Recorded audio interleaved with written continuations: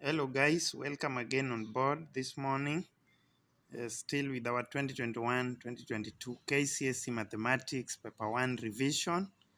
There we go at number 9.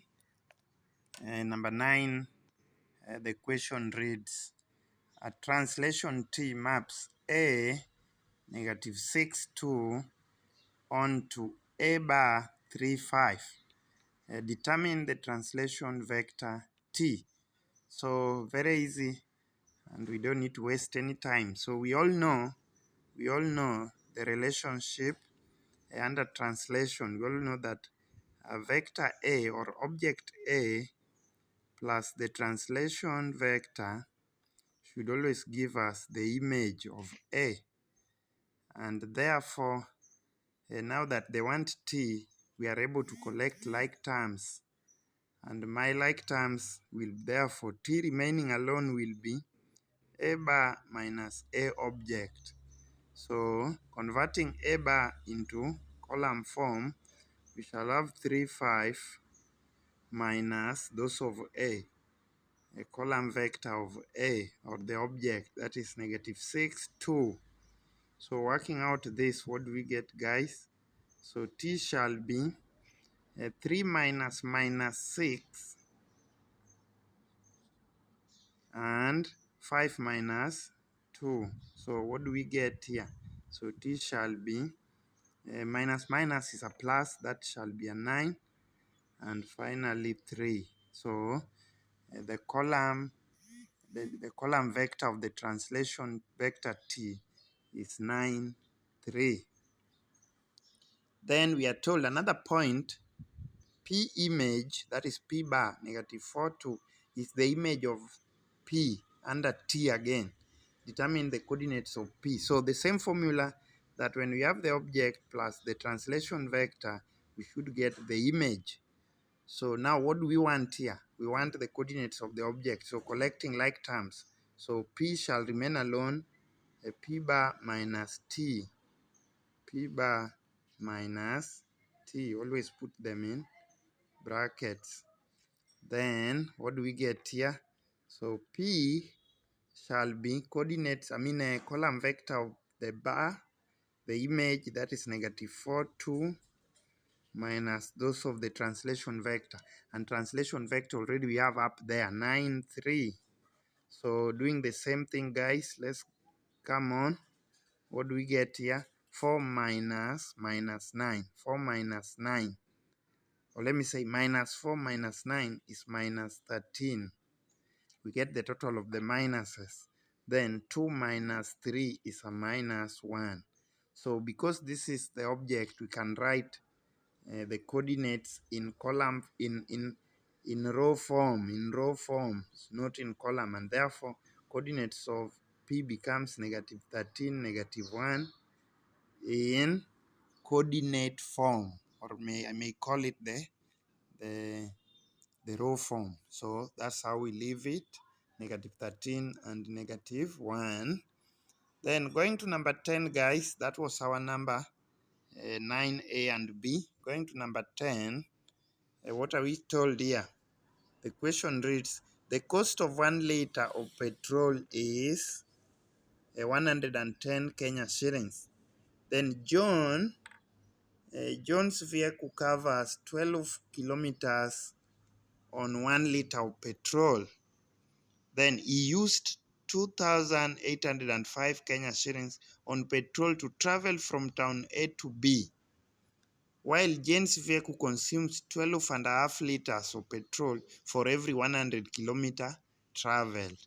So calculate the amount of money that Jane would spend to travel from town A to B on the same road. So very easy. Let's see. Guys, before I continue, please let me pause a bit and take this opportunity, number one, to thank you so very much for walking the talk with us and for helping us to walk the talk on behalf of our students and the viewers at large. Please, guys, do us a small favor. Subscribe. Please, let's like, let's comment where necessary. That is the only way you can, or you are in a position to stand with this program. Remember, our big deal is to reach the learners, is to spread knowledge, and to help our learners be able to change their attitude in this particular subject. So at number 10, like I've said, we have been told about John, and John has consumed a total of 2,000 shillings 805 on petrol traveling from town A to B, of which we don't know the distance. So we all know the price of 1 liter of petrol is 110. So let's see how much fuel used in terms of liters by John's car. It shall be 2,805 shillings divided by 110. So how much liter or fuel is it?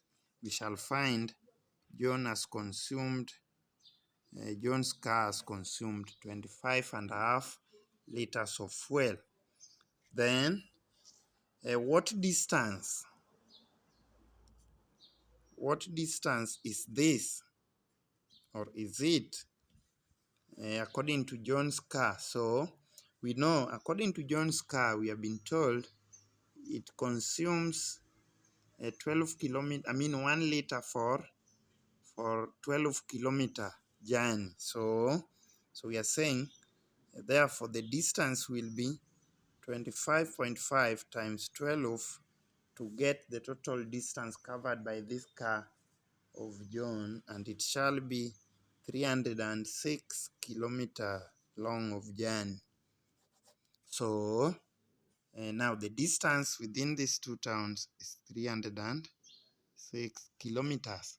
This is the same very distance that Jane's car, or Jane wants to cover using her own car, and the consumption of petrol between these two cars are not the same.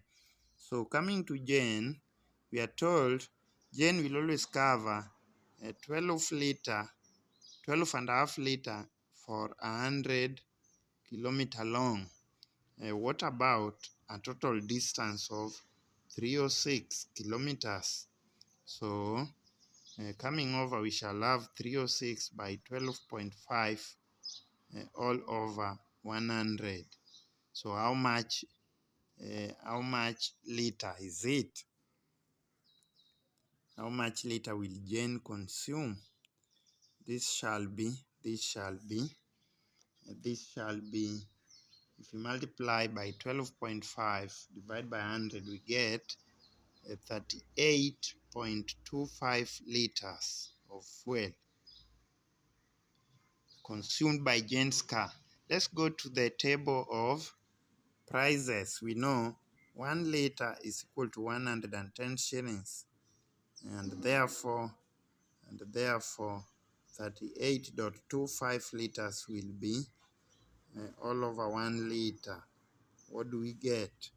Jane, at the end of the day, will go deep into her pocket and produce 4,000 shillings 207 and 50 cents. So Kenya shillings of 4,000 shillings 207 and 50 cents. So guys, like I always say to my learners, to my viewers at large, the most easiest subject to pass is mathematics, because we don't cram anything here. We just do according to what is being told. We go according to what the examiner wants, and we give him or her. So there's nothing here to be explained further. This is self-explanatory. Interpret the question well, get the total amount of fuel used by John's car. By dividing the total amount by the price of 1 liter, we find John used 25.5 liters. And therefore, what distance was it?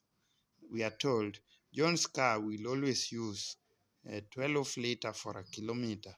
And having used 25.5, when we multiply the two, we get 306 kilometer long. That is town A to B. That is the same distance Jane wants to use her car for, or to cover. Jane's car consumes differently. For 100 kilometer, we use 12.5. What about the 306 kilometer? We find Jane will use more fuel here, that is 38.25 liters. And they buy from the same petrol stations where the price is common, 1 liter being at 110 shillings.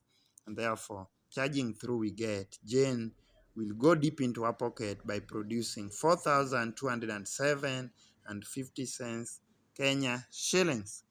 So, guys, not too difficult to understand. Like I always say, just believe in yourself, follow your teacher, understand, revise, do 1, do 2, do 3, and then you shall become a master.